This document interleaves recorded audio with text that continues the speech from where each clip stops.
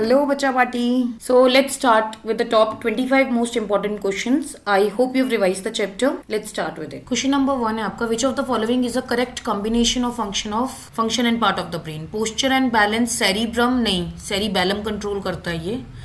Salivation, medulla in midbrain. Salivation medulla control करता है but not in midbrain. It is in hindbrain. Hunger pons in midbrain. The pons फेरोली का काम breathing rate या sleep patterns पे. Hunger जो है आपका वो फोर ब्रेन कंट्रोल करेगा, तो this is also wrong. Blood pressure medulla in hindbrain, हाँ दिस इज राइट. इसको हम देख लेते हैं एक बार एनसीईआरटी हाईलाइट्स के थ्रू. आपको जो हाईलाइट्स प्रोवाइड की हैं वीडियो में, देखो हमने ब्रीदिंग रेट कर रखा है, पॉन्स का काम है. उसके बाद आपका cerebellum, posture and balance. Medulla जो है वो salivation, vomiting and even blood pressure. So it is already given here. Chalo, let's move to the next question. Second is the blood glucose level in a patient was very high. It may be due to inadequate secretion of. So growth hormone from pituitary gland, no. Growth hormone का कोई role नहीं है blood glucose के लिए. Then oestrogen from ovary, नहीं. Oestrogen का it regulates female reproductive functions, तो इसका भी कोई रोल नहीं है. इंसुलिन फ्रॉम पिट्यूटरी ग्लैंड, नहीं. इंसुलिन फ्रॉम पेनक्रियाज, ठीक है. That was a very direct question. Let's move to the next question. Third is draw and explain how nerve cell helps in transmission of impulses. तो nerve cells में हमने किया हुआ है कि nerve cell जो है वो impulse transmit करेगी from the dendrite से signal जाएगा axon की तरफ and axon से आगे neurotransmitters की तरफ. इसको diagram से एक बार समझ लेते हैं. This diagram is already given to you. See cell body. आपके पास रिसेप्टर्स होंगे. बेसिकली क्या होगा, आपके पास ये जो डेंड्राइट्स हैं ये सिग्नल रिसीव करेंगे. This entire circle, this thing you have to make. Dendrites to cell body to axon and then to nerve endings. So dendrites ने स्टिमुलस डिटेक्ट किया, वहाँ से इसने क्रिएट किया आपके पास एक एक्शन पोटेंशियल बोल सकते हो, इलेक्ट्रिक इम्पल्स बोल सकते हो, ठीक है. It is going to get transmitted through generation of impulse होगी first step from dendrite. Second step हो गया जो एक्सॉन है आपका, वो प्रोपोगेशन करेगा, इम्पल्स को मूव करवाएगा with the change in the ion concentration towards the end. और एंड पे जाके थर्ड स्टेप हो जाएगा आपका. एंड पे जाके आप बोल सकते हो कि it will be send through the neurotransmitters. Neurotransmitters जो होंगे वो साइनेप्सिस के थ्रू आगे इसको सेंड कर देंगे impulses को. So you have to draw the diagram and you have to explain it into steps. Question number 5 है, Mohan and Rohit observed the shoots of plant growing in shade bend towards the sunlight, whereas the leaves of touch me not plant fold and droop. They were curious to know how these movements occur in plants in order to understand the movements. Okay, तो आपके पास question based on two things है. एक आपको bending of the plant दे रखा है towards the light as you can see in this figure, and second आपको मिमोसा प्यूडिका का डायग्राम दे रखा है of drooping, folding and drooping of it. What causes the bending of shoots in plant as shown in figure है. अब देखो ये तो बहुत क्लियर है, बेंडिंग ऑफ द शूट है बिकॉज ऑफ फोटोट्रोपिज्म.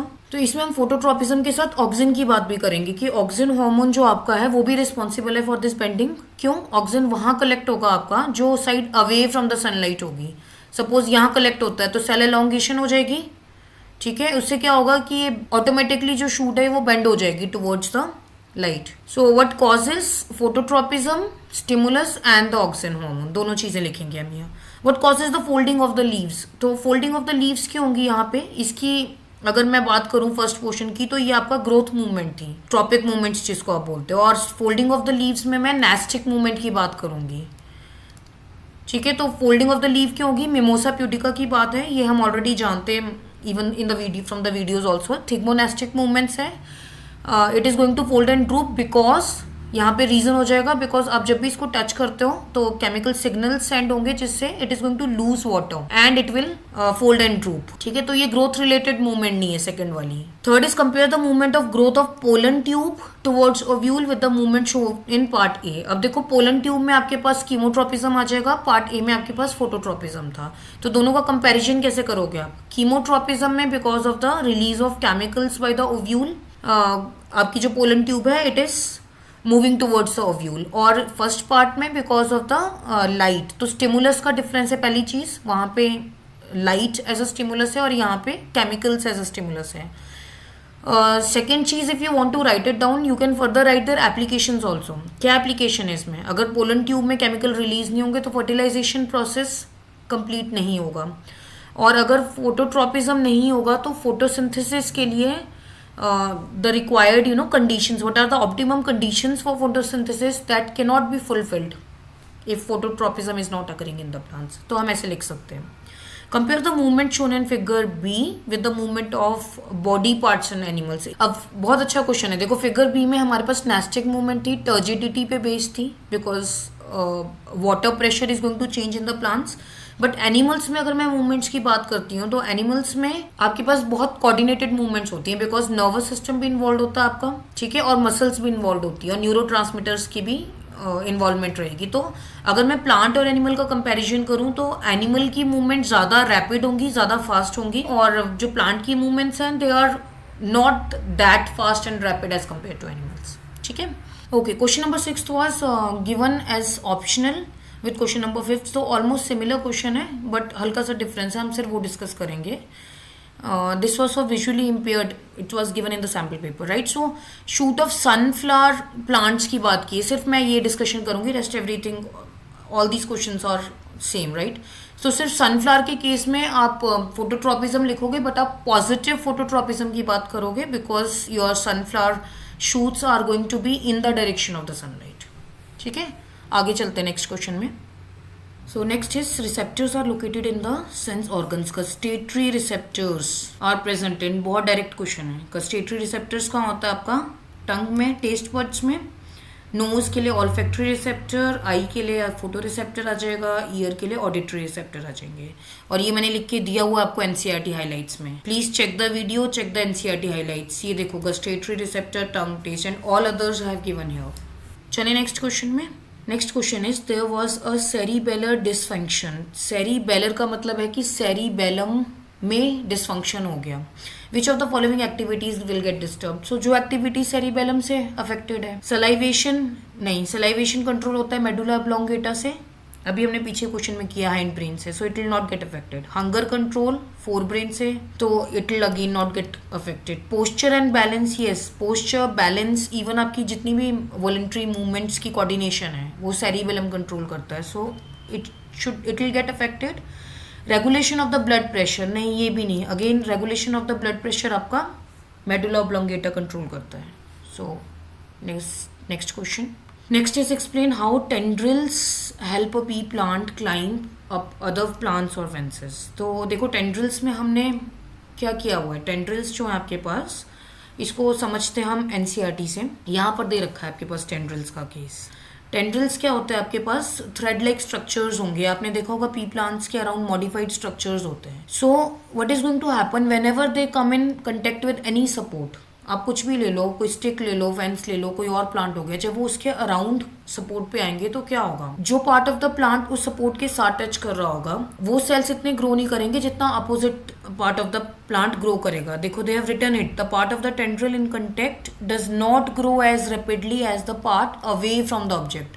उससे क्या होगा, इससे हेल्प होगी कि वो प्लांट जो टेंड्रिल है वो बेंड कर पाएगा. The coiling of the tendril is going to occur because of that, it will cling to that plant. वो अराउंड, आप एक स्टिक ले लो, उसके अराउंड अगर टेंड्रिल होगा तो वो उसके अराउंड घूमना शुरू हो जाएगा, सर्कल करना शुरू कर जाएगा. This reason is only because of unequal growth. इसको मैं अनईक्वल ग्रोथ बोलूंगी टेंड्रिल के केस में. और ये केस कौन सा होता है आपका, देखो एनसीईआरटी में दे रखा है, बट ये केस है आपका थिग्मोट्रोपिक मूवमेंट्स का, या थिग्मोट्रोपिज्म भी बोल सकते हो आप इसको. ठीक है, तो how it is going to move, ये हम पॉइंट्स, इसको हम पॉइंटर्स में लिख देंगे, 2-3 पॉइंट्स लिख देंगे. फर्स्ट इज कि जो टेंड्रिल है वो थ्रेड लाइक स्ट्रक्चर है. Of course, it's a modified part of the leaf or stem, whatever is the requirement.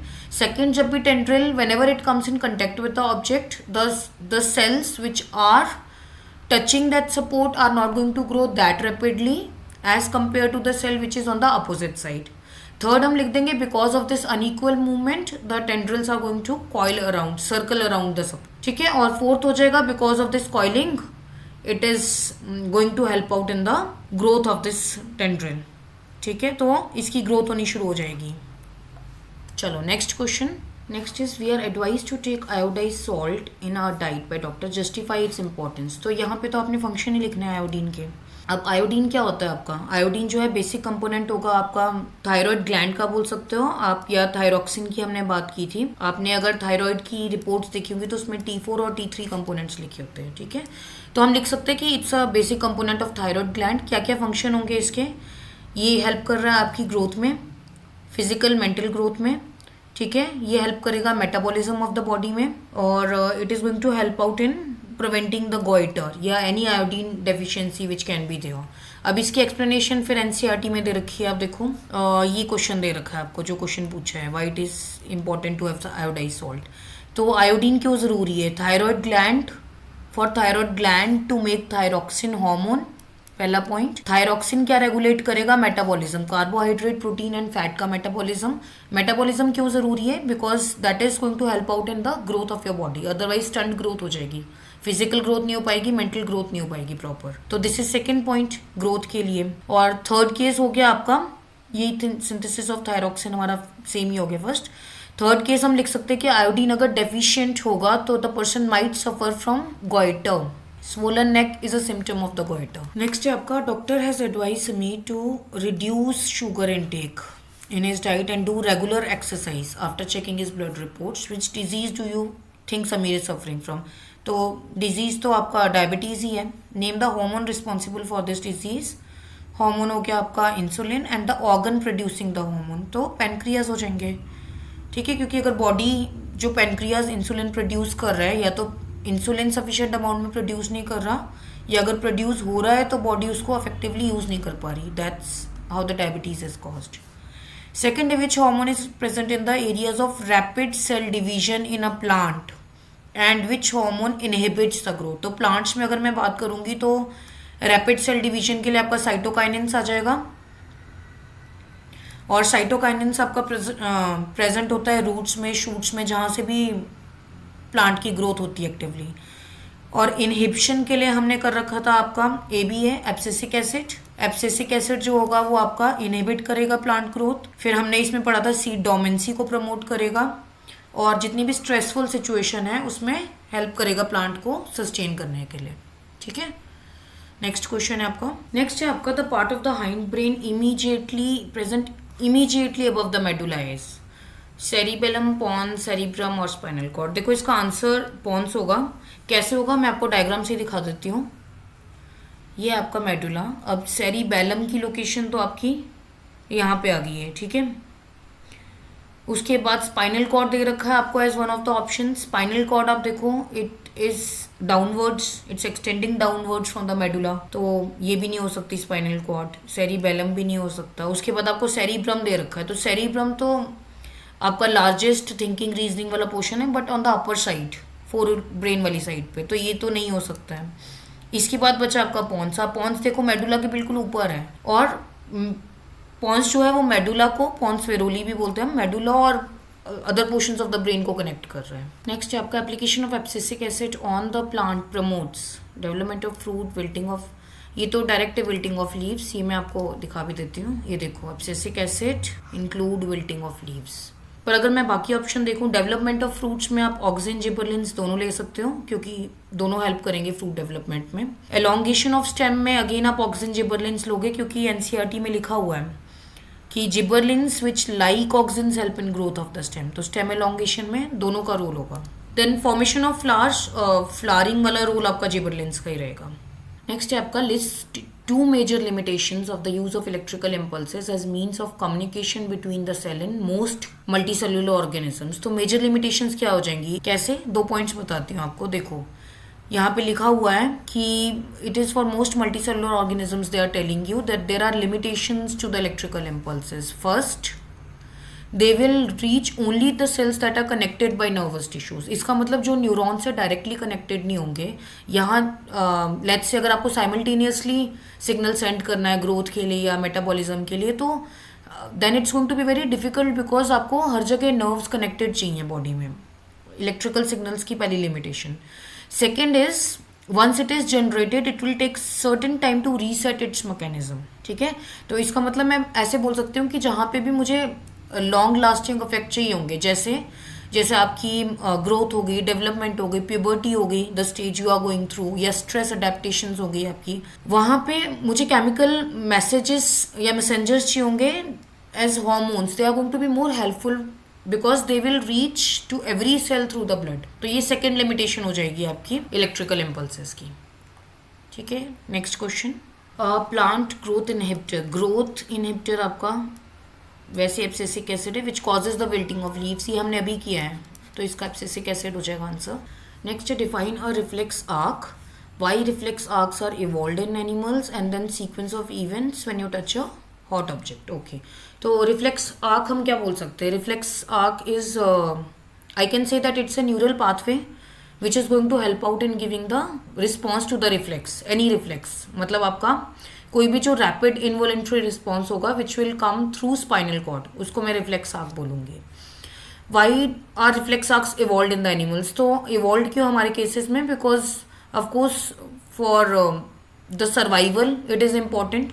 आपको जब भी ऐसी सिचुएशन हो when you are in a danger, उस केस में रिफ्लेक्स एक्शन की जरूरत पड़ती है. So why they are evolve in animals, because they are going to increase the chances of survival in animals. Trace the sequence of events. तो sequence of events हम diagram के through देख सकते हैं. देखो इवेंट्स क्या होंगे. Start from the sensory receptor. जब आपने हॉट ऑब्जेक्ट की बात की उन्होंने, तो हॉट ऑब्जेक्ट के केस में क्या होगा, आपके पास सेंसरी रिसेप्टर्स को स्किन ने डिटेक्ट किया, रिसेप्टर्स ने डिटेक्ट किया, सेंसरी रिसेप्टर्स ने, उन्होंने सिग्नल सेंड किया सेंसरी न्यूरॉन को, सेंसरी न्यूरॉन ने आगे सिग्नल सेंड किया स्पाइनल कॉर्ड को.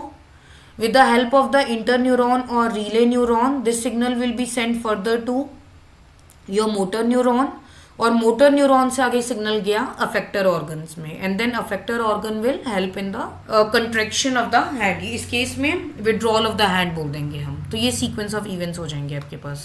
Next, name the part of nervous system which helps in communication between CNS and other parts of the body. तो ये आपका पीएनएस हो जाएगा, पेरिफेरल नर्वस सिस्टम है आपका जो कम्युनिकेशन करवाएगा. What are the two components of peripheral nervous system. तो आप यहाँ पे दो कंपोनेंट्स लिख दोगे. एक है आपके पास सोमैटिक नर्वस सिस्टम और दूसरा हो जाएगा आपके पास ऑटोनॉमिक नर्वस सिस्टम.